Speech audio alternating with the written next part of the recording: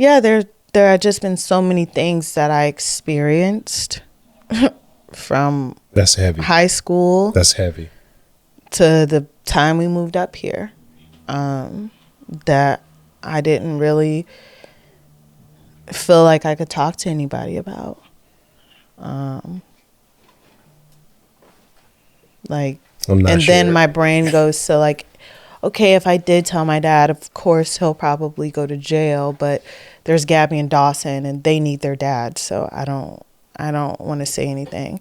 I know my brothers are never going to protect me. Wait, you got to clarify why you're saying that. You're saying that because if you told your dad some things that you had experienced or had been through. Like when I was in high school and I worked at IDOT. You remember when I was a senior, there was an instance when I was leaving my car after work and some wild stuff happened to me. And I wanted to tell my dad, but I didn't say anything. And it's just like, I know if I do tell him, he's not going to be able to be there for Gabby and Dawson. So they need their dad in their life. And I'm about to go to college soon anyway. So whatever, I won't be here. But just like a lot of different stuff happened. I just felt like, who can I run to share this empty space? No, seriously though. But then when I had my baby, it was just like, I don't know. That's when I started therapy. And shout out to Miss Dion. She actually told me to forgive myself for being upset with myself for things that I didn't cause. And I felt like I held onto a lot of that. And it just like, when she told me that, like, I just started crying because I'm like, dang, like, I have been kind of holding a lot of the things I've experienced. After, she was just like, she told me that, it's just like, okay, like, be okay with who you are and be okay with knowing that people do actually love you, but because of the things that you've experienced, you may feel like they don't. But you have a support system. You have people that would drop everything if you called. You have people that would really be there for you if you really needed them to and if you would allow them to. So I think that point right there, and again, I understand what you're saying, your rationale with this instance, that obviously this is something else that we're not aware of, because I promise you, I don't think we've ever talked about this, and I don't think I want to learn about it on camera, just for the record. We can talk about that after. We don't have to. But obviously, if it's something that you feel like your dad would have went to jail for, which what that means, people, is that somebody did something to her that she feels like if her father had found out, he would have harmed or dealt with the people in a way that would have caused him legal issues. Remember we talked about the handcuffs, but go on. And so, but what I really want to make a point to our audience and for young people that may be watching this, who you're the children of a blended family, and even the adult, I wish that I feel like I wish that you would have trusted enough. You were shown, you know what I'm saying? You know how your dad, and you knew that we all, regardless of the different nuances, I would hope, I mean, I guess only you can answer this, that even if you had come to me, you know what I'm saying? I feel like you knew that we had your back. And I still, I wish that you would have trusted enough, because I feel in my mind, there was still way more positive ground than negative ground over the years. For sure. And so I would say to kids out there, you got to go with that. I do this too, you guys. I really do with my mom, and we talk about this, right? And we talk about it. It feels like people don't, you remember the negative way more than the positive, understandably. But if you have experienced something hurtful, harmful, you're going through something, and please let your parents know and trust that their love for you, like even though, and we had an instance up here, right? And for us, we trust that God will prevail, and even in a moment of anger or wanting to lash out in order to protect your kids, the repercussions of such, yeah, there's risk. I'm just saying, I want people out there to understand, you've got to trust that your parents will, if you talk to them in spite of hurt, anger, being upset, that you give it a moment of levity. Like, I would have been able to rein your dad in. You know what I mean? Like, I would have found a way, just like up here.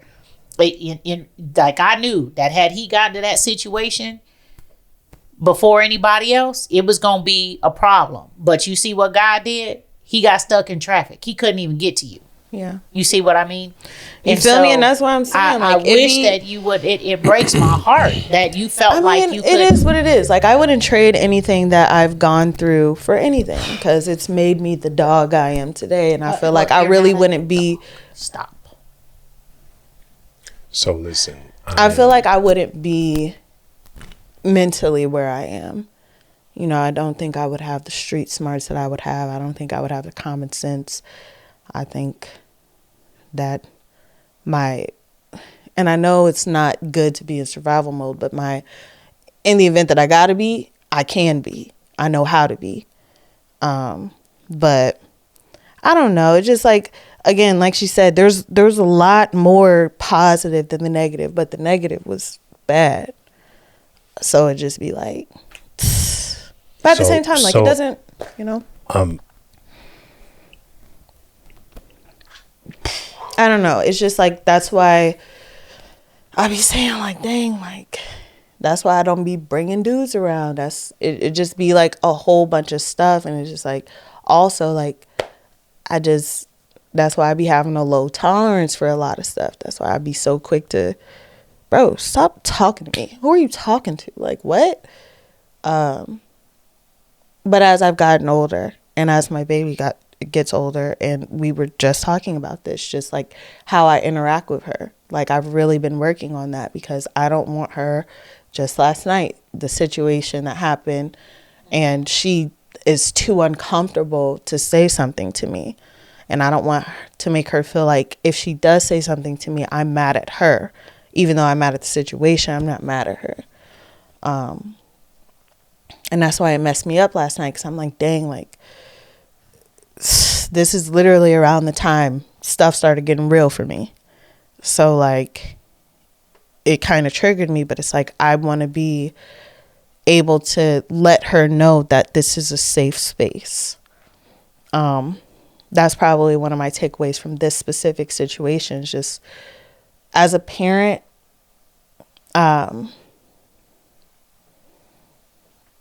it's a give and take situation with your kids in a relationship, because while you're the parent, your kids still have to be willing and, you know, have to want to receive from you in a positive manner.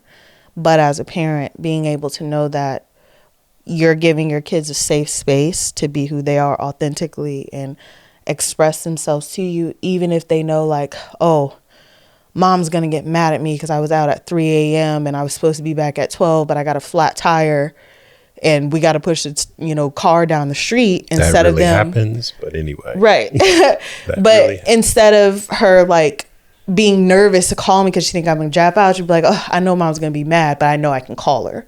You know? Right. That's where you want. But I will say, as I've gotten older, there's a lot more. As I've gotten older, there's a lot more instances where I'm like, I know my dad will be mad, or I know mom will get mad at me, but I'm going to still do it. Like, even when I got pregnant with Isabel, I was really embarrassed, but I was like, I know they're going to be mad, but I'm going to still tell them. You know, stuff like that. I keep getting tongue-tied and well, I'm sorry. Trying not to be emotional, but this is weighing heavy on me. And as that's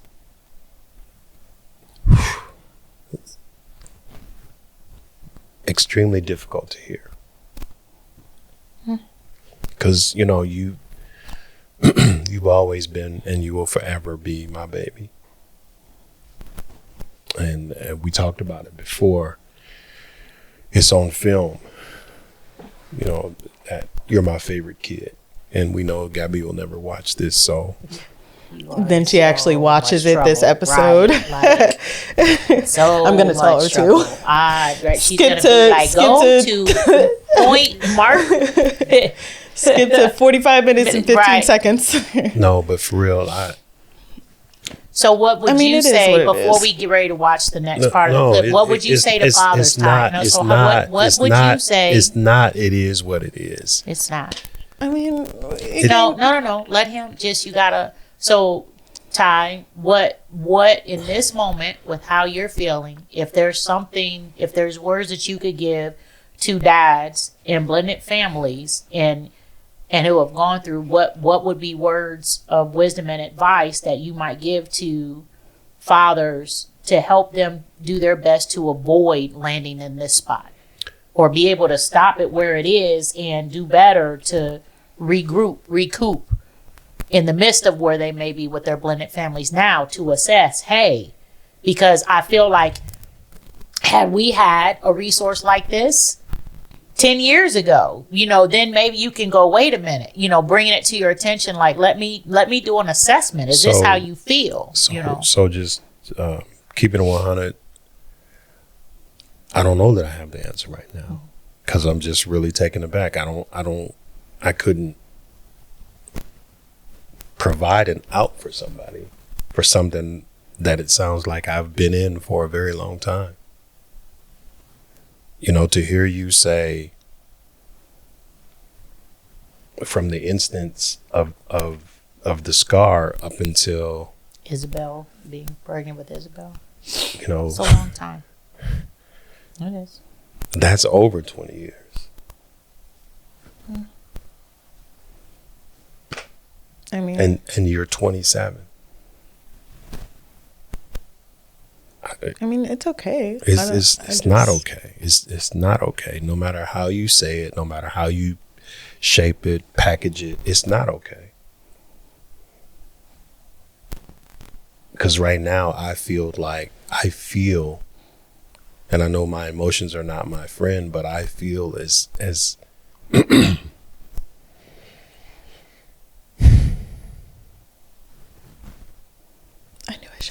I feel as if I let you down.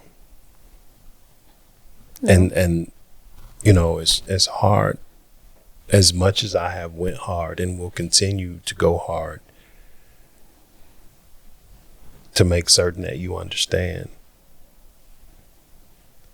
I'm at a loss here. Well, I'm sorry. No, there's no need to be sorry. I said that. There's no need to be sorry. I mean, because I don't know. And this is my problem. If I could give one piece of advice, it would be that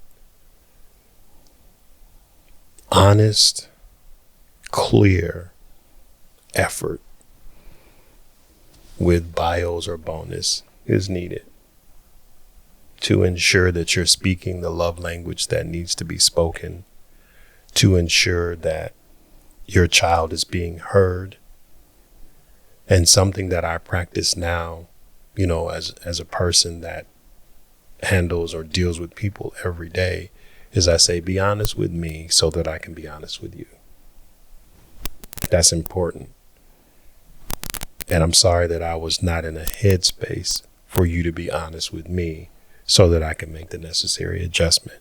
The other thing I tell people is, having a conversation with me, a one-on-one, I open the door for you to tell me that something is wrong or where I can grow at.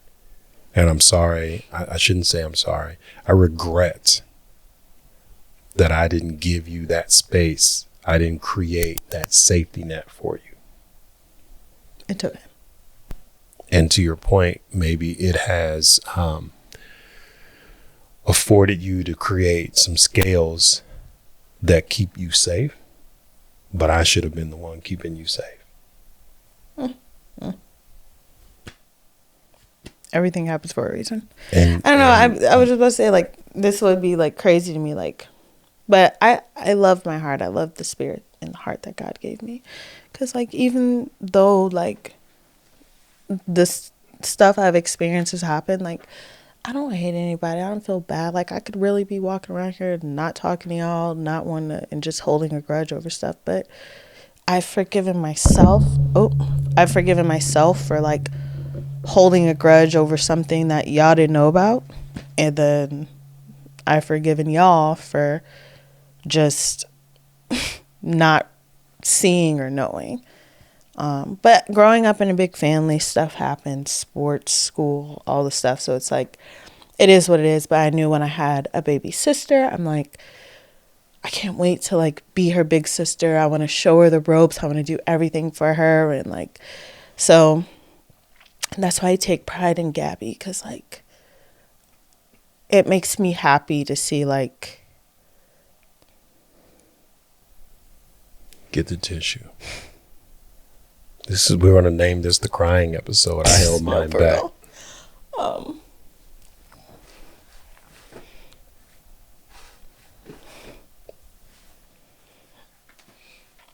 It's like I live vicariously through Gabby.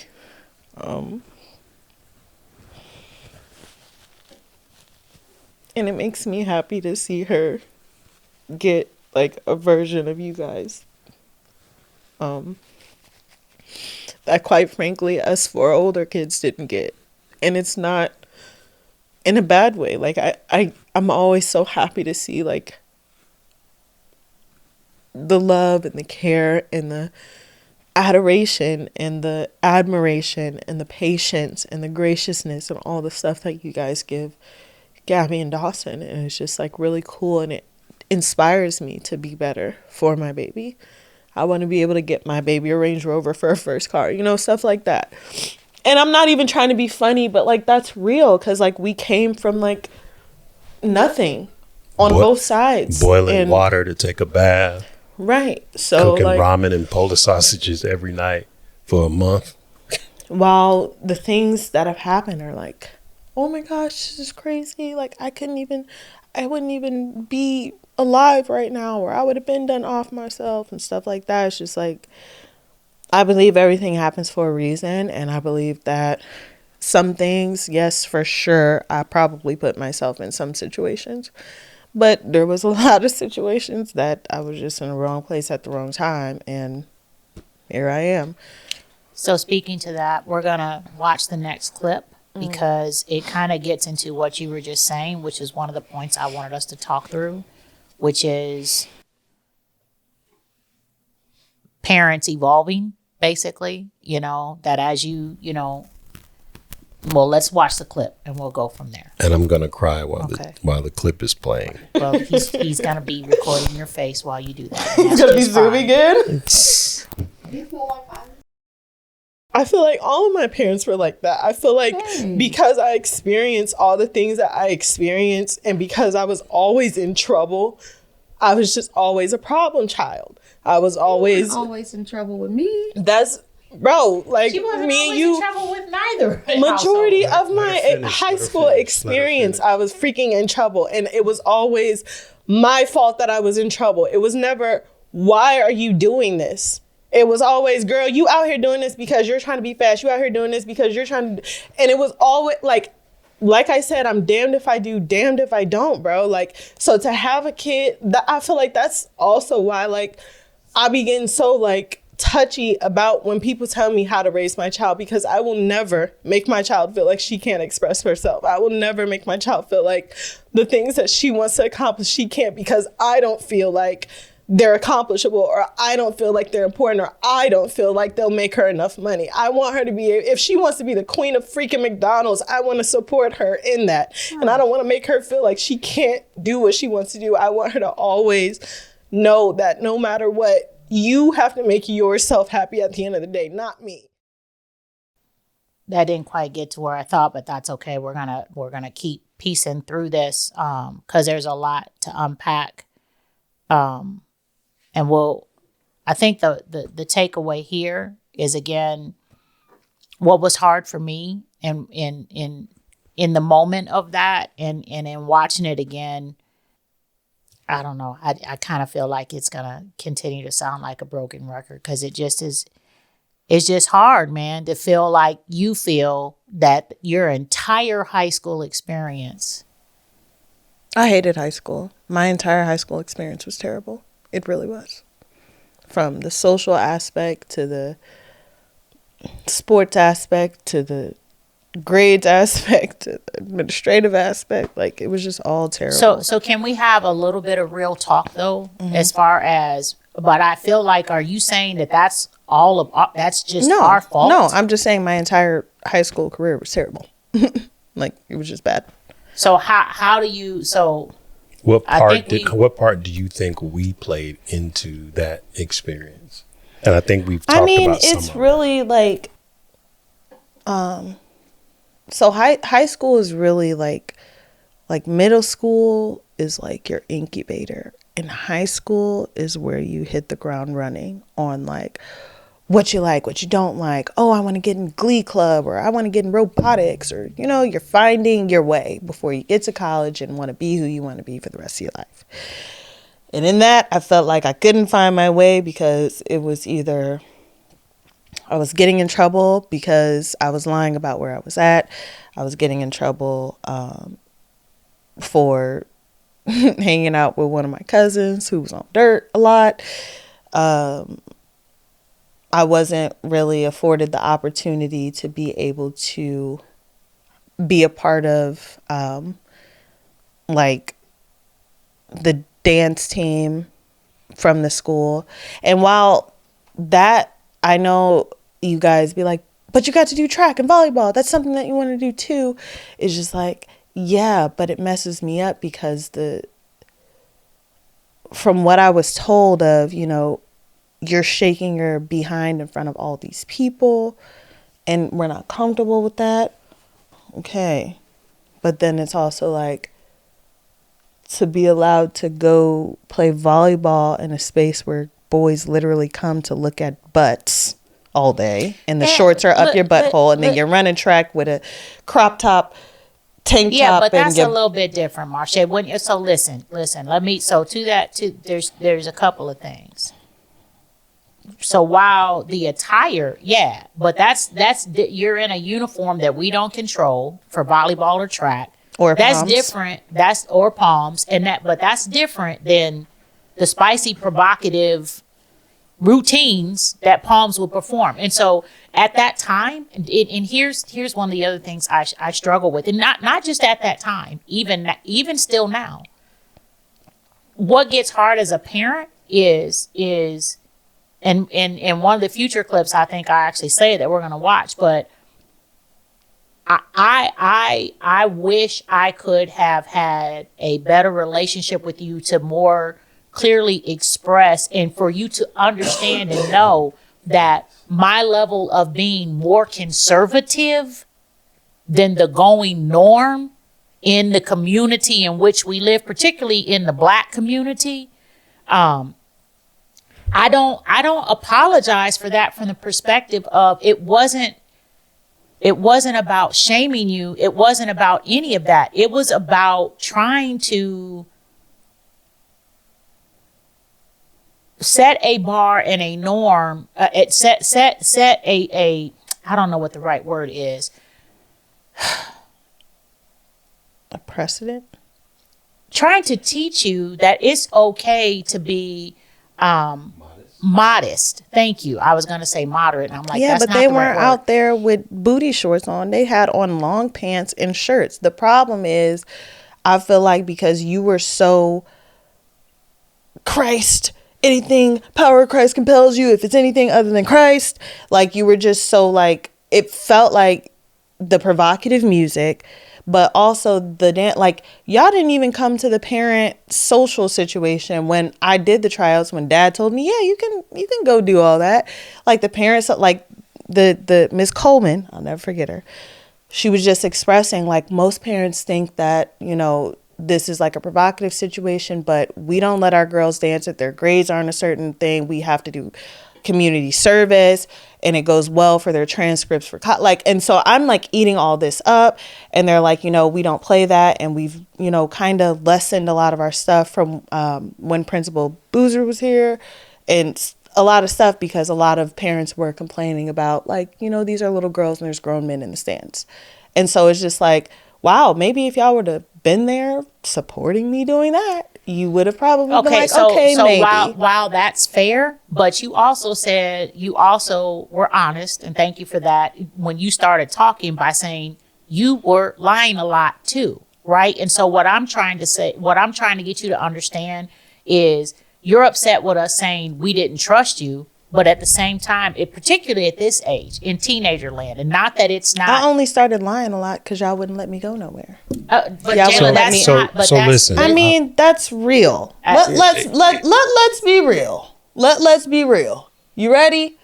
Gabby and her trip. You would have never known about it if Dawson would have never said nothing. You want to know why you would have never known about it? Because you trusted Gabby enough to be who she is, experience what she experienced, and go kick with her friends and do whatever. The same way you feel like you're modest, and you're modest now, you done went and bought crop tops and booty shorts for Gabby for her first pair of clothes in middle school. I didn't buy booty shorts for Gabby. They weren't as long as you had. Mom, I have not bought. Mom, those shorts stopped right here, and you said, and I quote, Gabby's gonna, I mean, your sister gonna be mad. But they covered, Jayla, they covered so her butts. They were booty shorts, regardless. They were high-waisted booty shorts. But no, hold on. Let me get this off. This is what I'm talking about. They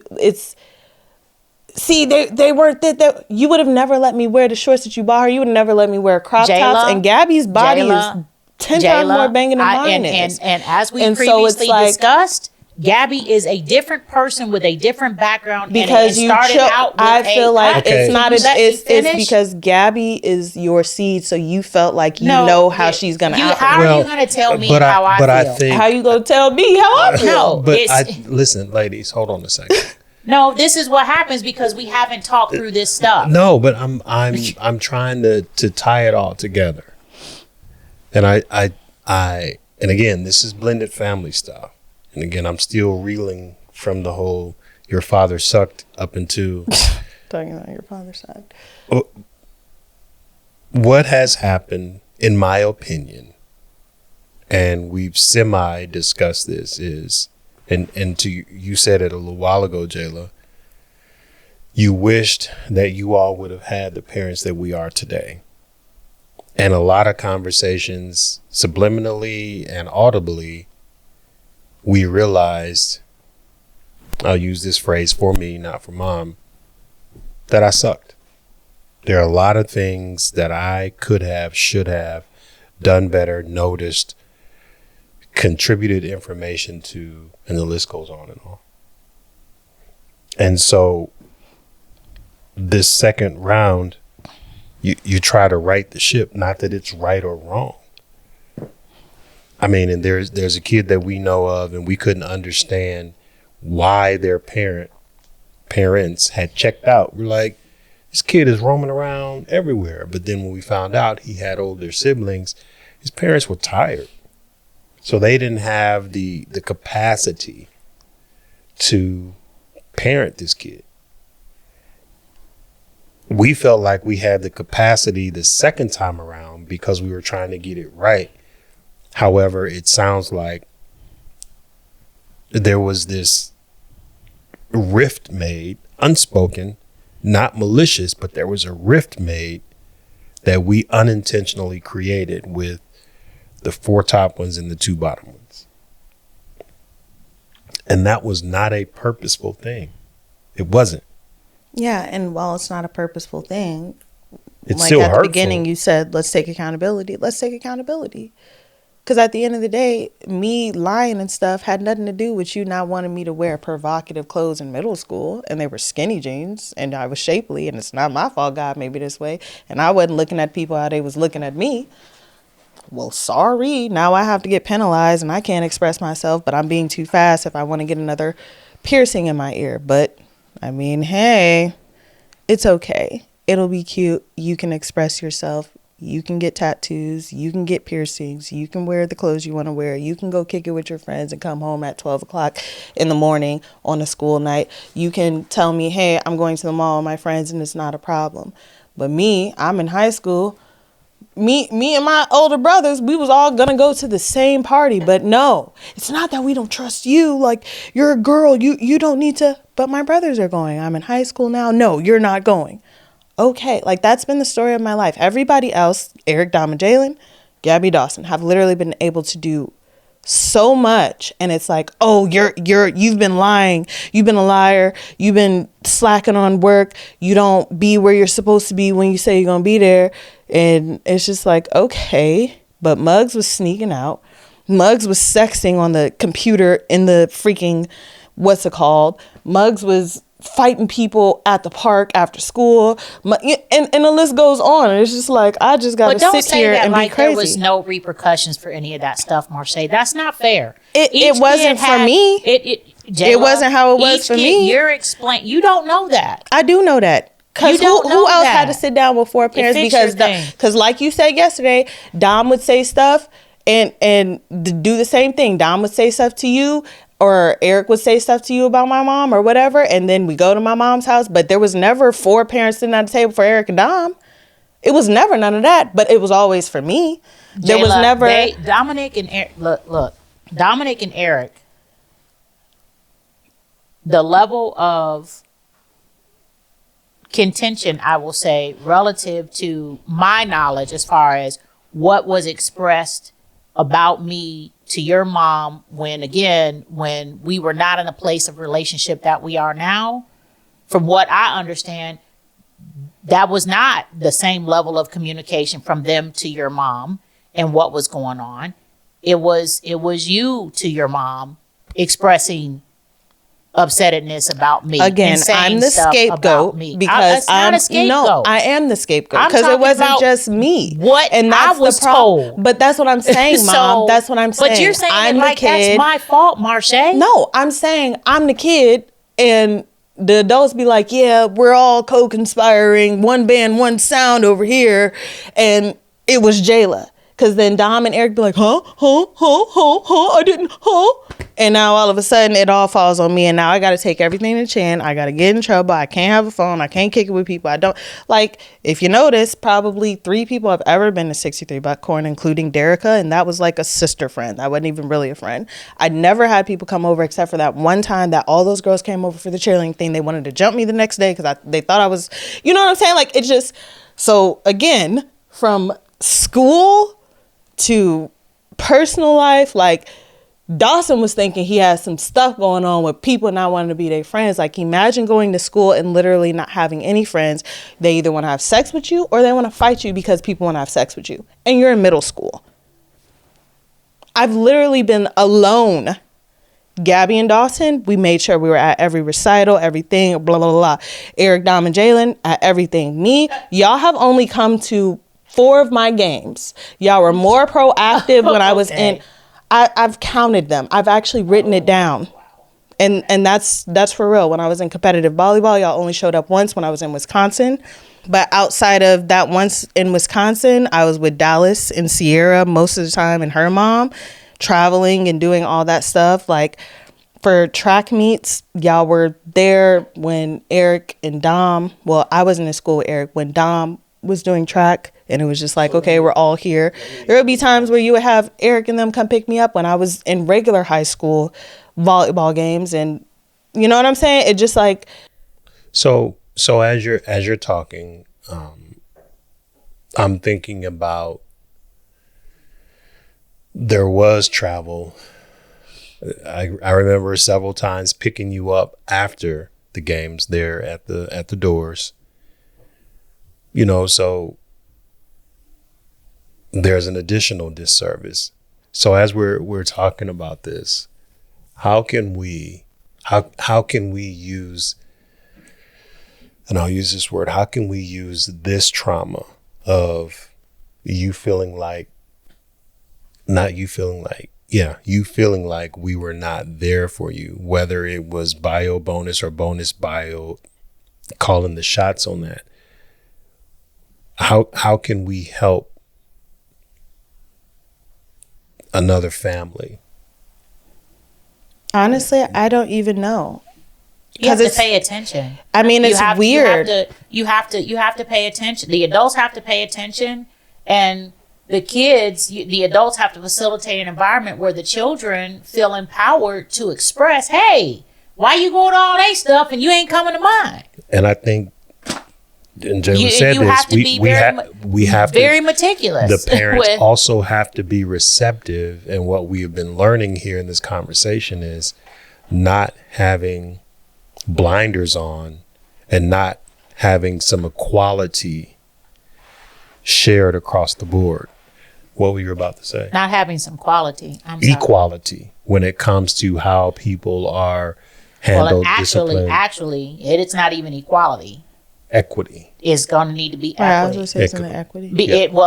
So a lot of people will say equal treatment when no. That's not real. What you're explaining actually is that you started from a deficit that, again, we weren't cognizant of the level of, which you should have been front loaded with more service and attention when it comes to therapy out the gate and paying attention, like for real. And so even when the overprotectiveness, right? And so, and again, I'm not going to sit here and say, I don't think it's wrong to be more cautious and protective of your female children from the perspective of, and again, you're throwing it, we were all in high school. Well, there's a difference between being a freshman and a senior, right? In your mind, it didn't matter. And I get that. I get that you're going, these jacklegs get to roam free about the countryside all day and y'all got me on lockdown over here. Like, that's not fair. But when you put the context in, you were a freshman. Yes, you were in high school, but when you're a freshman and your brother's a senior and a junior, that is a different level of, you're not going to go to the same, you see what I mean? I feel like I guess it's also like, so I can kick it with these niggas at home, but I can't kick it with them outside. Well, yeah, because you're at home. What the heck? But so what and I will just say this very carefully. To your point, Tyrone, what can we give to other families so that we're not, because again, obviously, y'all, we clearly still need to parse through a lot of stuff. But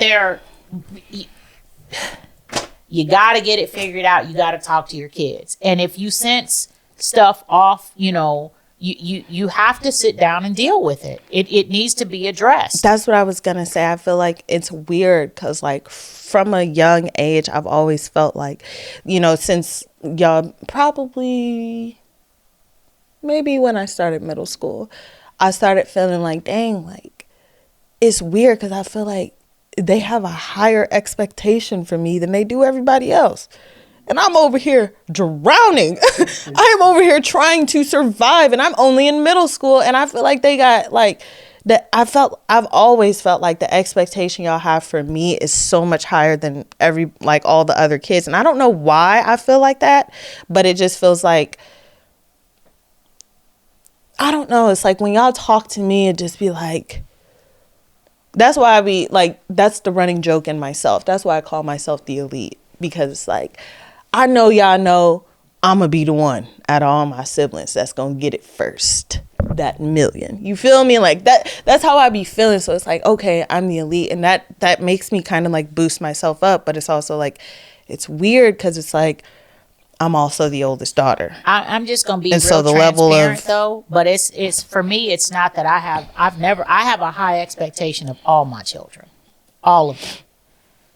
I feel like, for me, and again, I can't speak to your dad, but this is kind of part of what I got to, part of what's in that last episode is that, one, here's another tidbit and takeaway for parents in a blended family. My context was the information that I was given from your dad. Right. I did not have all sides of the story, and I definitely did not at that time understand what we've also talked about, which is taking the time to spend individually with you. So right now we're just going to talk about you, but you and your brothers, right? To get to know you personally and kind of draw out where you were as a child, right? And get some understanding, because had I understood back then what I didn't know until you were way older, had I had information where you felt like you had been, where you had been mistreated, right? I would have went to bat for that. I feel like, that's never changed about me. You know what I mean? There was lots of examples of things that But I also feel like the other thing is like, I know like you guys are like, why didn't you say anything? It's like also because it's like, again, I'm drowning, but who wants that kind of attention? Like, I don't want that type of attention, bro. I don't want that. Oh, are you okay? Oh, like, whatever. Yeah, like, it's done. But you like, can't let's have it both ways. No, but I'm saying, but Marche, so there's nothing I can really. You either have to deal with it or you don't. I did deal with it. Okay, all right. I dealt with it. So no, just by myself. Because who wants that negative attention? But you can't. You're telling us we weren't there for you in the way. Yeah, I didn't feel like I could. I didn't feel like I could say anything, or that it would be perceived as a serious situation. I feel like it would have been perceived as, so what was you doing over there for that to happen? Why were you over there? Because that's been a lot of my experiences. So like, this is gonna go back to setting the stage, having an open door. Like when you're in an office, I have an open door policy. For bio and bonus, having that open door policy for your children, whether they're bio or bonus. Because again, I just, in my head, I keep going back to the fact that my daughter did not feel like she could come to me. And to your question, Jessica, what would I offer as an opinion or suggestion to a father or a mother that's listening to this is going to be having that open door policy. Because if you don't open the door now, it may never get opened. And I'm grateful that we have the relationship now that we have, where we're both very silly, very stupid, and we share music, we share stories. And I hope at this stage, and you said it, but I hope earnestly at this stage in the game, you feel like it is genuine. Mm-hmm. Because it is. And, having the open door policy, setting the stage for the conversations is extremely important. And go ahead. Oh, I would add for the kids,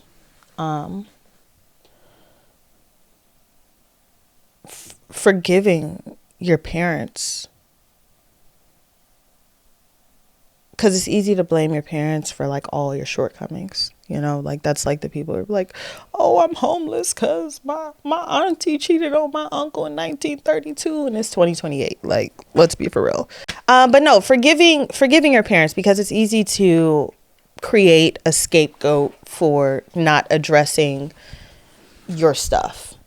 And I do take accountability for there's a lot of things that I did that I shouldn't have did. There's a lot of times when I was in Bradley Court at 10 o'clock at night, I had to be home at 11 in Bradley Court all the way over. Where is that? Let me clutch my pearls. Never. Hanging with my, cousins and stuff, but it's still like, forgive your parents for the fact that you felt betrayed. Because 9 times out of 10, your parents' intentions don't be to make you feel bad. Now, some parents out here that will literally tell you they hate you, But when your parents are loving you, you got a roof over your head, you got clothes on your back, you got shoes on your feet, you got food in the fridge. It's warm in the winter, it's cool in the summer. You know what I'm saying? Like, they're doing what they need to do. They might just be trying to figure it out. And I say this a lot. They are also children trying to figure it out. So just be patient and gracious with your parents and just as much as we keep saying, learn your children, learn your children, learn your parents. Because you'll figure out, like, sometimes, like, they don't know how to communicate because they didn't grow up in a house where communication was a thing. They don't know how to express love because they were non-affectionate or their parents weren't affectionate towards them.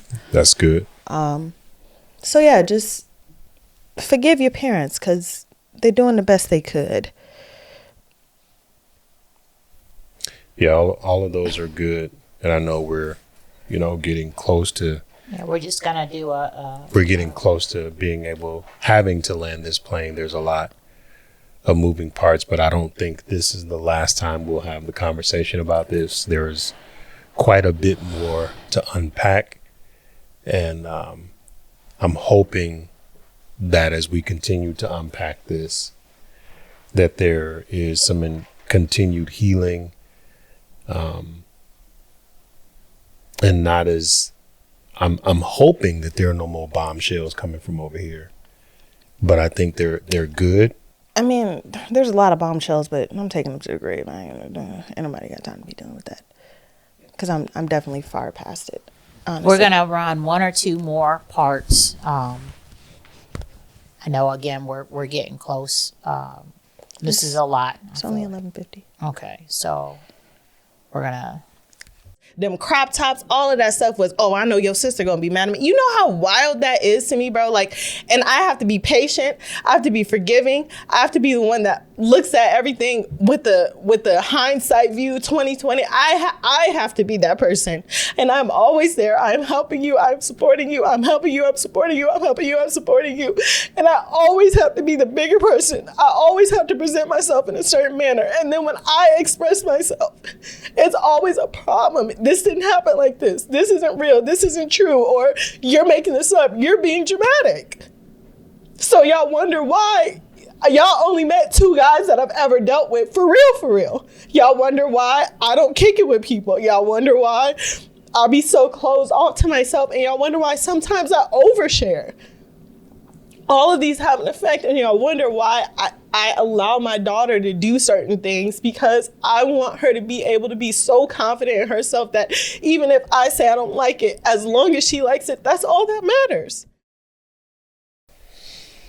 So that's a lot of what we just talked about. Yeah, it is. You went through a lot of what that of where you were, and literally what you just said. I will say the one takeaway from that clip, if you will, for me, that you were expressing at the end, and if I'm wrong with how I interpreted that, that we can give to our audience is, the biggest thing is that you are taking your experience and doing your best to learn from it and do what you feel is better for your daughter now and how you parent her. And I guess I would say that as parents evolve, so same thing as far as us having the age difference and having the top 4 of you all that we blended, and then how we evolved and learned, and things, were different, in many different ways and contexts with how we parented Dawson and Gabby because of exactly the same thing, if you will, if that makes sense. Yeah. And I agree with that, Jess. And I think that being able to articulate. So if you have a blended family, yours, mine, and ours, and then you create ours, being mindful. And I don't know how you would have this conversation, but being able to say to the yours and the mine that, hey, we've learned some things from parenting you all, and we want to try to do it better. And then I'll sidebar and say, Jayla, do you think, had we had that conversation, a lot of this would be more palatable, or would that be salt in the wound? When? Back then, if we were to said, hey, we have been noticing some things that we could have done better. Our goal is to try to. It definitely would have been no salt in the wound, because the wound didn't even, But I'm saying, I feel like it would have definitely been better. I feel like me personally, the older I get, like even in high school, the older I've gotten, it's like the more I just want you to just tell me what it is, how it is, what you feel, how you feel. Like, don't sugarcoat it. Don't, oh, well, today no, it's raining outside. You not wearing them shoes because you're going to be crazy. Like, let's be real. So I feel like had y'all sat down and be like, look, not going to lie, like we feel like we sliding off. Like, what can we do together to help everybody at this table to do better and be better and operate better, get better grades, work better, sleep better, all the things, right? And I feel like had y'all did that had you all done that a long time ago, I feel like we probably, mugs wouldn't be where they is right now for sure. Because again, that's just inviting a safe space to be able to like, I messed up. Like, how do I fix it? Or, hey, like, I feel like we would be more prone just to know, like, because I'm not going to lie, 63 was a very strict business. It was a very strict schedule there. Like, it was chores, school, practice, home, dinner, homework, laundry. Like, it was very structured. Organized. Yeah, that's not strict. Structured. It was very structured. And I feel like we were all running off of you all's energy. And you guys were at work all the time. And then it's like, I know when y'all get home, so now we express cleaning. Like, because when we hear that, them heels slapping that floor, it's a whole nother other. But it's also a thrill in that. It's fun. But I just feel like maybe, yes, if we would have sat down as a team, because that's what we are, a team, and talked and just went through and assessed and where y'all at. Y'all feel like, we can do better, like what's going on. But I feel like also being okay with the honesty from your kids, though. Because some parents are here, well, I didn't like that you dyed your hair black. I'm like, oh, well, I guess it's just F me, huh? Like, okay, you asked me a question, I gave you an answer. So. Yeah, so again, it goes back to setting the platform, opening the door, having the open door policy, being honest with your expectation to your children and being able to accept and hear from your children what they would like, and then trying to meet somewhere in the middle.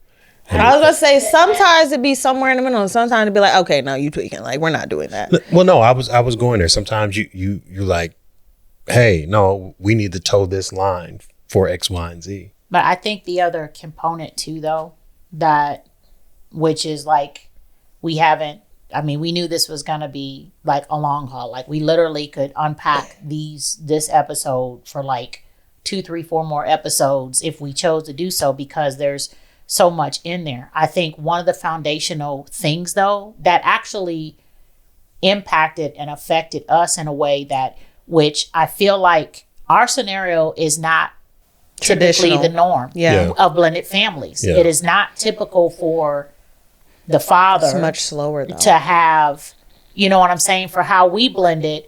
Typically, the mama got all the kids. The mom has the kids. And the daddy just be there. And the blending is a different. It would be your bio set that's there on a full, and then you have the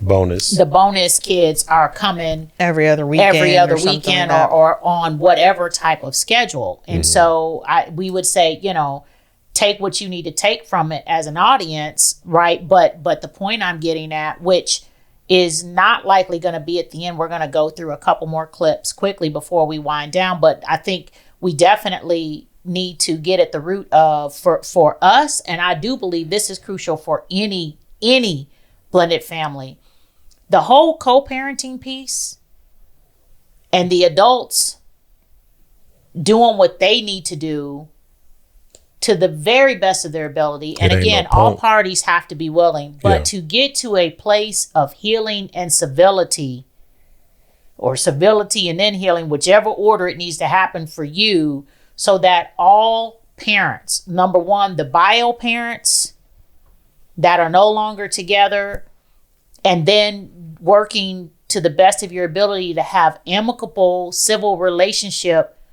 with the bonus and the bio, like particularly when kids are young, man, so that the parents across the board I think if we are could have able had that, to work together in a different way. Earth is going, way this generation going, mugs just be too immature mentally, be too toxic, be too...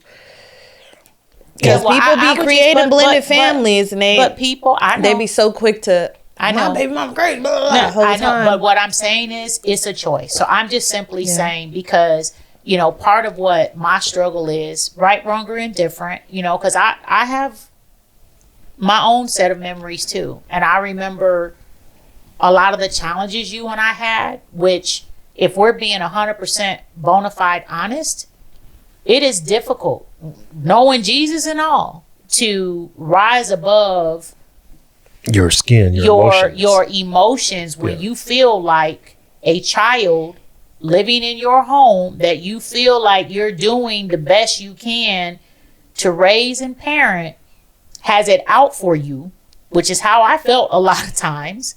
And there were instances, whether or not you remember, that I remember, where I felt like you were doing things purposefully to get at me.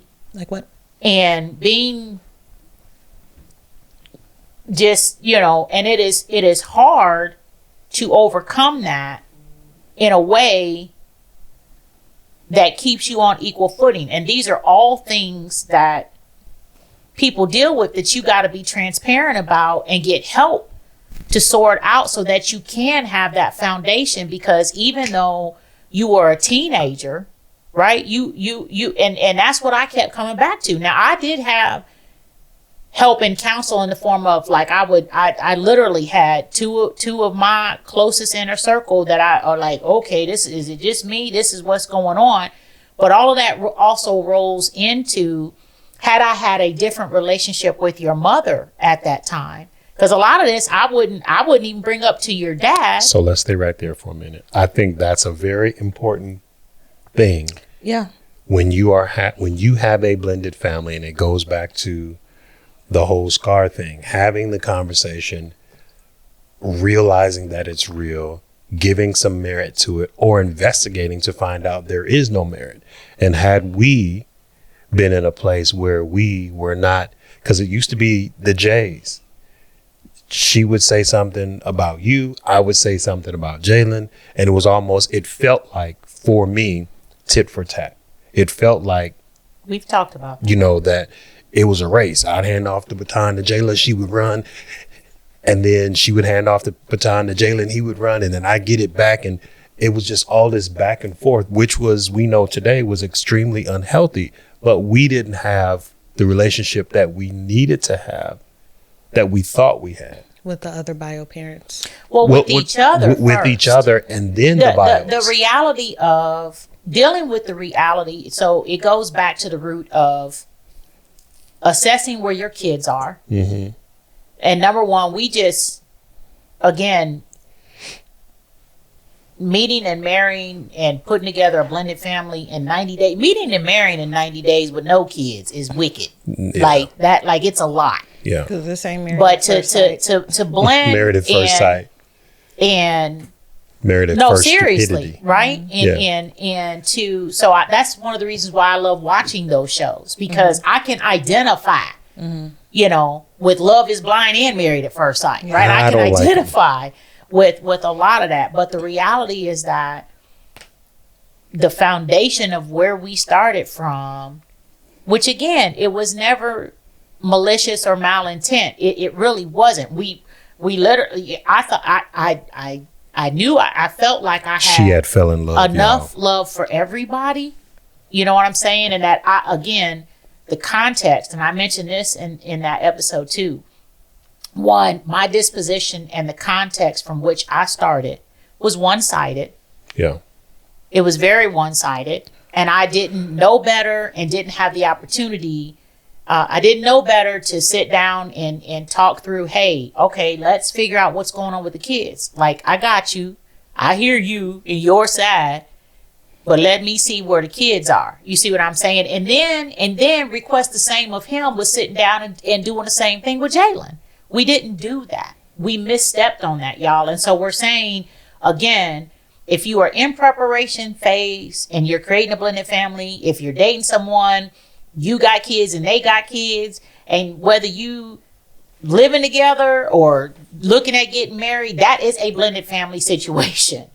And if you do not take the time to assess where the kids are and get an understanding of how they feel and how they're being impacted, you are setting yourselves up for a lot of potential trauma and drama and emotional baggage that we're saying we want you to learn from us. Yeah, if you know, and sometimes you just gotta, if it feels like it is not going to settle out, then you have to put your big girl panties on and your big boy drawers on and make a decision. And sometimes you may just have to call it, man.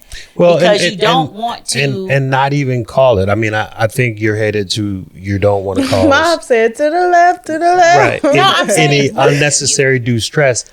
No. What I'm saying is that if you are not married yet, and if your children, if you get to a point to where your kids feel like, if you feel like, or they feel like you are choosing someone over them, then you have to make adult decisions. Okay, I'm saying people need to take the time to chill out.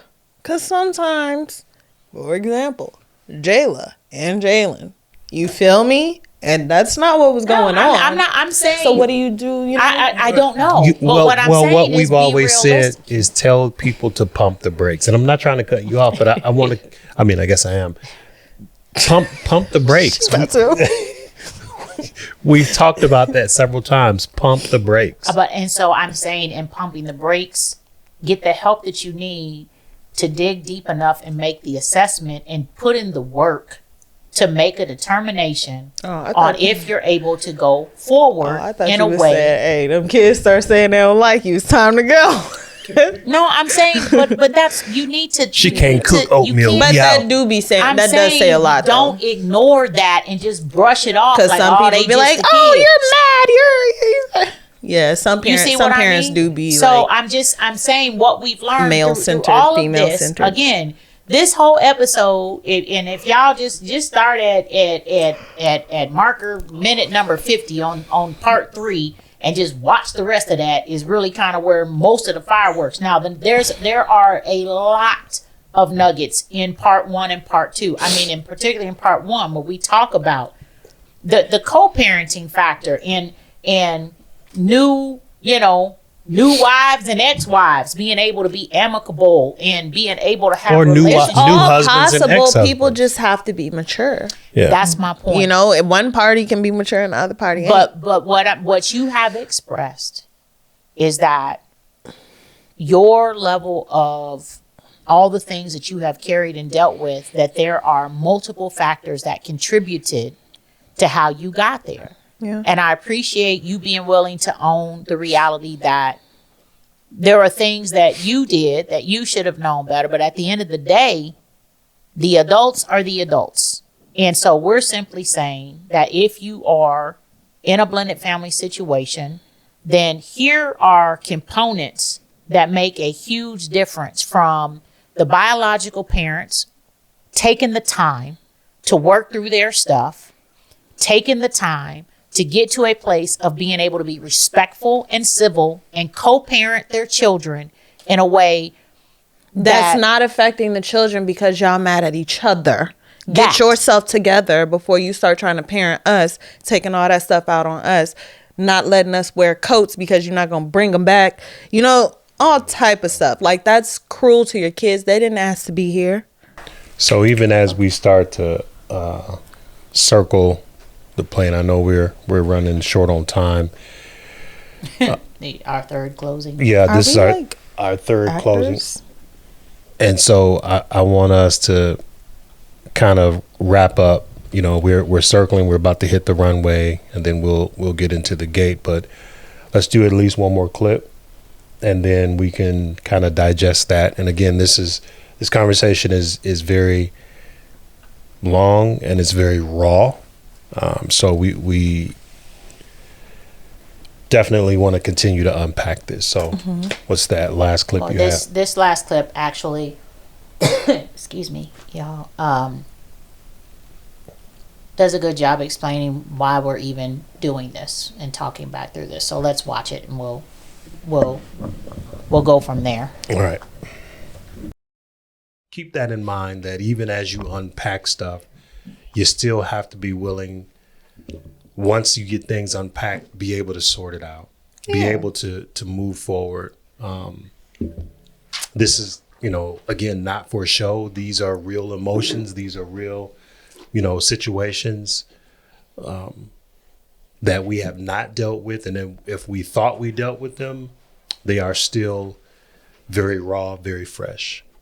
So again, Wendy, thank you. Jerry, thank you. I know you both had stuff going on, but we appreciate you all being here. Jayla, we appreciate your transparency and willing to divulge information that I didn't have. And as I told your brother years ago, all you had to do was call. Like Jerry said, all you had to do was call. So I think you said it very well there, that even as you are unpacking, like think about coming back from a trip, you unpack and you sort out the stuff. What's still clean? What's dirty? What Everything needs to goes be in the dirty washed? clothes with me. Right. I don't separate. I just everything. Dirty. Yeah. Well, I tend to Because it's overpack. easier. So there's typically things that I pack and don't wear. Nuggets. You know, Unpacking. Separate the dirty from, you know, the good. You know, how do you want to deal with what's clean? No, you just put it back where it came from. The dirty, I need to take that somewhere and not deal with it right now.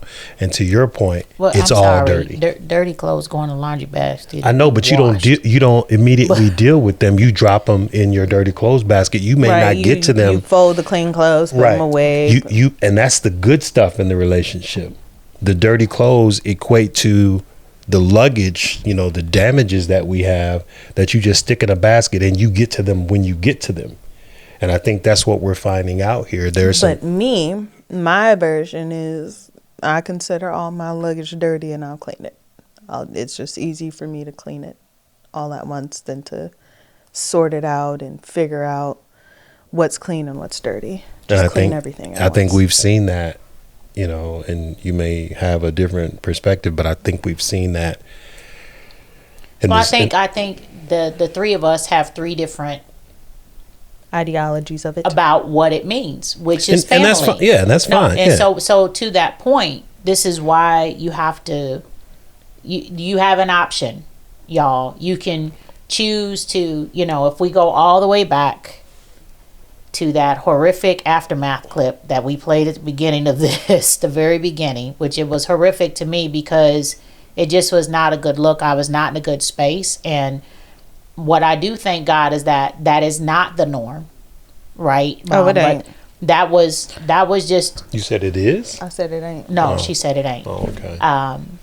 If you watch my face at the end of part 3, where I'm tearing up, I'm welling up, and I couldn't even talk because of all of the emotions going on, because it was so much to consume and take in. And while that recording was long, we had to chop it into 3 parts, right? And it was still, y'all still don't know, like, you might get an hour and a half. There might have been 2-3 hours of conversation that wind up an hour and a half of video, right? So there's still more than what winds up on screen, but that's a lot to consume. So what we're saying is that don't do that. Don't, you know, take it as it is. Figure out what works, you know. And we've talked previously, and again, Jayla, we go back to the conference we went to and things that we've learned. There are processes that you can choose to put in place as a family that help you on a regular, consistent basis, whether it's once a week, you know what I'm saying, or figure out what works for you as a family take the time to sit down and talk and figure out what's going on individually with the you know, you gotta take it in chunks, y'all. What's going on with the parents? How you feeling? You know, how you feeling about the blended family stuff? Are there things that the adults need to sort through, need to talk about? Because it was hard for us to talk about, honestly, in the beginning, to talk honestly about where you were, how you felt about Jalen, where I was, how I felt about Jayla, and then you start to get guarded. Mm-hmm. And then you start tiptoeing around each other in certain ways regarding certain children, which then puts added pressure and stress on the marriage, on the household, on all the kids. And then you have all these divots that just start forming. But it starts with the adults. You know what I mean? And so if you choose, I feel like had we had resources that showed us different ways to be able to go, hey, and it's not that we never did counseling. We did counseling. We didn't do it on the right stuff. Well, there's that, but the counseling could have led into the right stuff. Yeah. That's what I was going to say. My biggest takeaway from all of this is in learning your people and learning and getting the resources and all the stuff. The resources is the gym. You know, it's a LA Fitness. You know, it's a Planet Fitness. You know, it's a Members Fitness.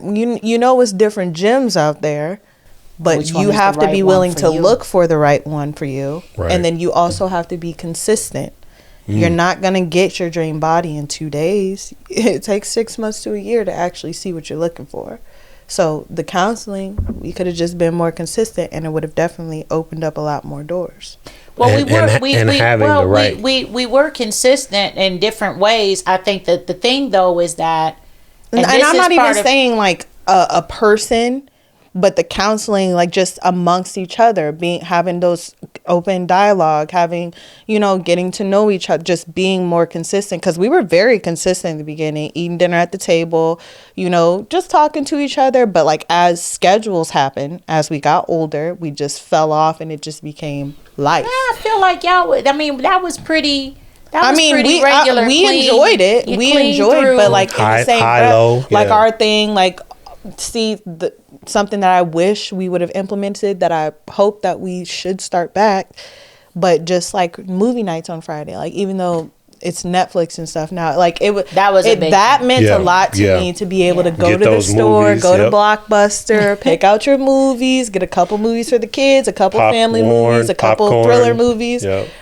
And me and Jayla would watch all the movies we didn't watch the Friday night on Saturday. Would watch them all night. We get up, let's watch this. Like, we seen it. Yeah. Like, really? Though, like stuff like that. And, you know, a lot of these parents still do that. Movie, pizza. Fridays is movies and pizza to a certain degree. But it just be me and Isabel. You know what I'm saying? Well, no one else is here. Well, wait a minute. Everybody else is here. They just don't be coming. When I come home, you're like, let's watch a movie. You're sitting on the couch. You give me Eric and Wendy are here. Dom and Marissa are not here. But Jalen is not here. But you know, Dawson and Gabby are now not here. Right. Well, but that's so see how God did that, Jayla? Now it's just you. You get all the attention.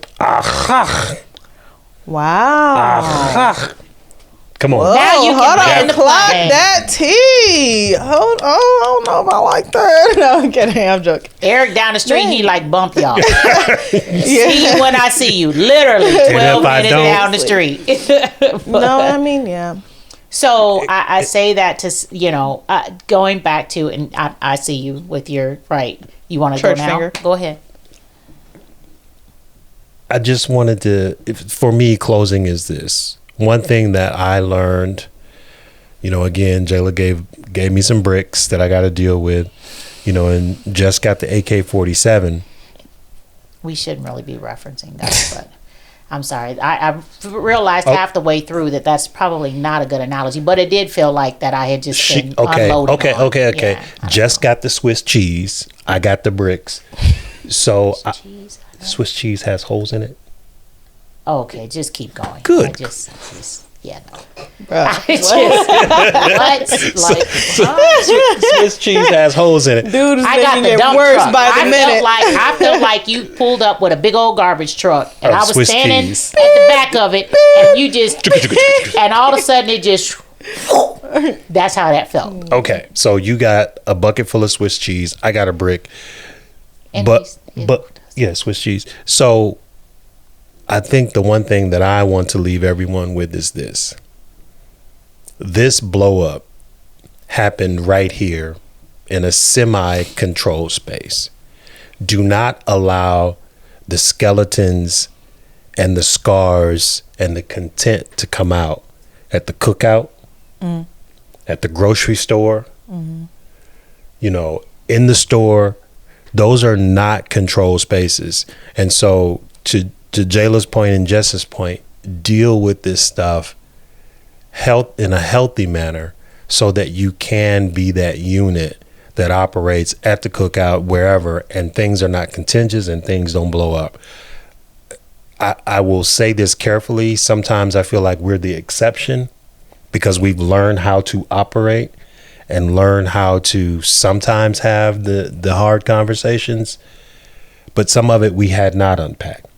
So please take the opportunity to communicate, get therapy, and create that safe space at home so it doesn't blow up at you in an inopportune time for you and your family. Well, I think that was that's well said. a good way to land it. Yeah. Well, That's well said. I think that the sorting process is super important.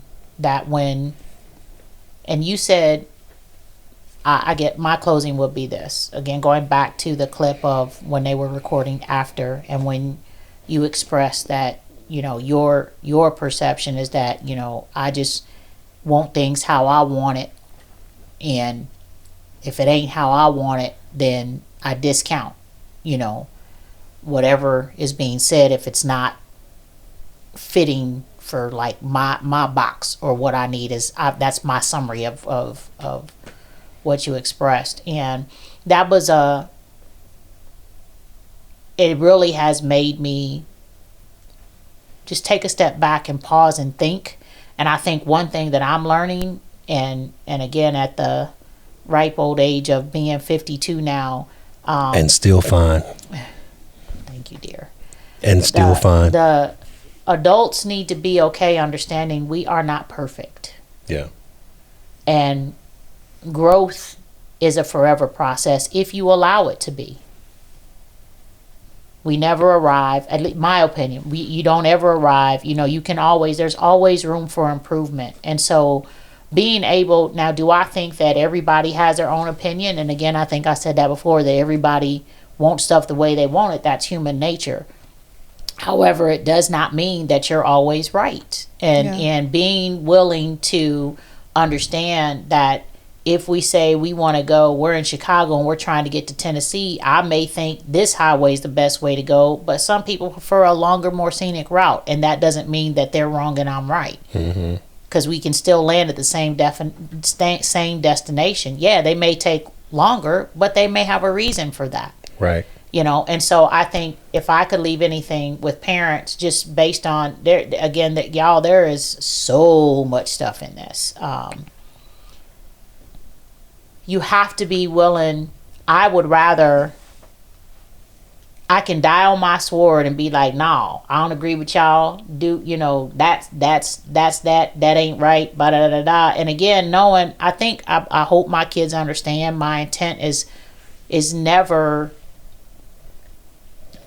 doesn't matter that my intent was never to harm or upset, or because from my perspective, I'm trying to help them and help you all avoid potholes and damaged roads and driving off of cliffs. But to you all's point, and even your mom's point, that's necessary for people to grow. And so, but understanding that, backing up as a parent and going, okay, I don't agree with you, but I'll support you anyhow. I apply that as appropriate, but that's that's a real thing for me that I'm still working on. I'm still understanding that I'd rather, because I desire long-term, good, forever evolving, even getting better relationship with my kids. That is more important to me than being right. It's good stuff. It's good stuff. And so I would say to parents of blended families that you got a choice. You can either do the hard work sooner and deal with come what may and get like you said, the resources are the gem. I agree with you, Jayla. Get the resources you need to deal with what unpacking may look like for you and your family, to be able to navigate stuff to get to a healthier place sooner and stay on a healthy journey if you desire to have good relationship with your kids, your grandkids, etc.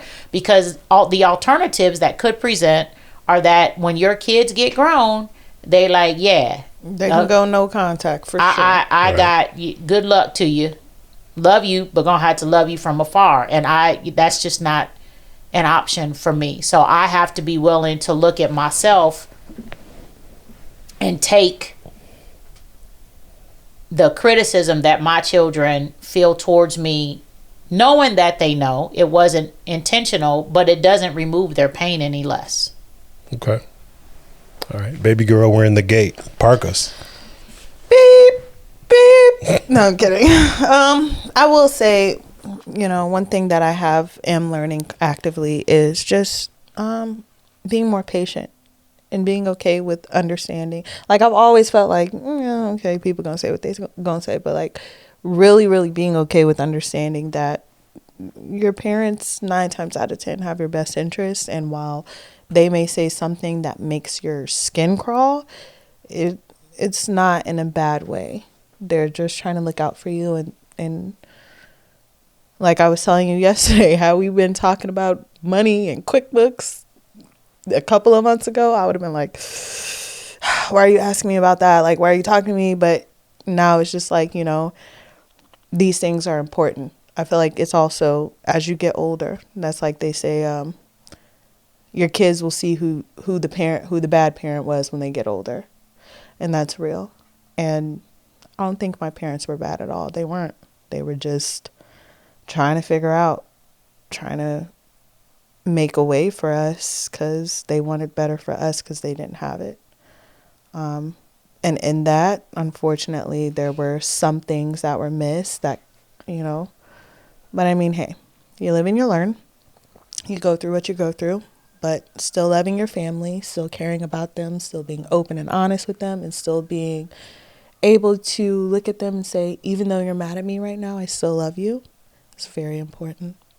So thanks for coming to our episode today as we started to dive into, the calamity of the episode that was before. But we've lived through it. We've grown through it. We've learned through it. And yeah, we're still getting to it. Yeah. So I might pack a suitcase and dip, but